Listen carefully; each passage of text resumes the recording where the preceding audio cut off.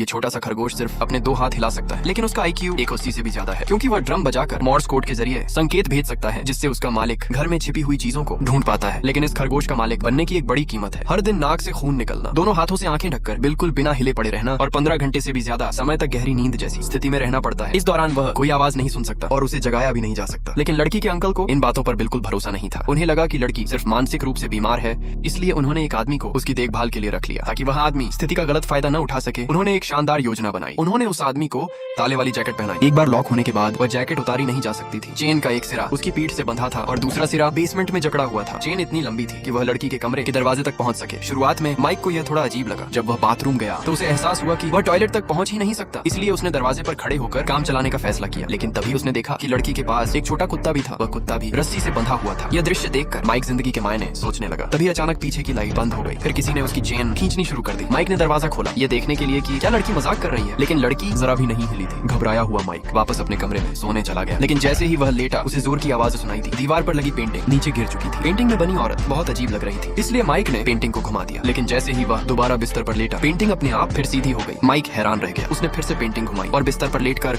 उसे घूरता रहा जब तक उसे यकीन नहीं हो गया कि अब वह नहीं हिलेगी। फिर उसने आंखें बंद कर ली, लेकिन तुरंत बाद पेंटिंग अपने आप फर्श पर गिर गई। अब पेंटिंग में बनी औरत गुस्से में दिख रही थी। ये देखकर माइक इतना डर गया कि वह लिविंग रूम में जाकर सोने का सोचने लगा। लेकिन जैसे ही उसने आंखें बंद की, खरगोश ने ड्रम बजाना शुरू कर दिया। माइक ने उससे बात करने की कोशिश की और खरगोश ने जवाब भी दिया, लेकिन माइक को समझ नहीं आया कि वह मॉर्स कोड था। कुछ सवाल पूछने के बाद उसे महसूस हुआ कि खरगोश उसे बेसमेंट में जाने के लिए कह रहा है। शुरुआत में माइक ने मना कर दिया क्योंकि उसे हमेशा से अंधेरे से डर लगता था, लेकिन खरगोश लगातार ड्रम बजाता रहा और बहुत बेचैन दिख रहा था। तभी बेसमेंट का दरवाजा अपने आप खुल गया। मजबूर होकर माइक खरगोश को लेकर बेसमेंट में गया। वहाँ उसे एक अजीब सा गड्ढा दिखाई दिया। वह जानना चाहता था कि उसके अंदर क्या है, इसलिए उसने टॉर्च उठाई और गड्ढे में रोशनी डाली। अंदर एक औरत का मुस्कुराता हुआ चेहरा दिखाई दिया। यह देखकर माइक ने तुरंत पुलिस को फोन करने का सोचा। फोन वहीं रखा था, लेकिन चेन इतनी लंबी नहीं थी। अब तक उसे पूरा यकीन हो चुका था कि लड़की ही कातिल है। उसने अंदर से दरवाजा बंद कर लिया और दीवार के पार हाथ डालकर फोन अपनी तरफ खींच लिया।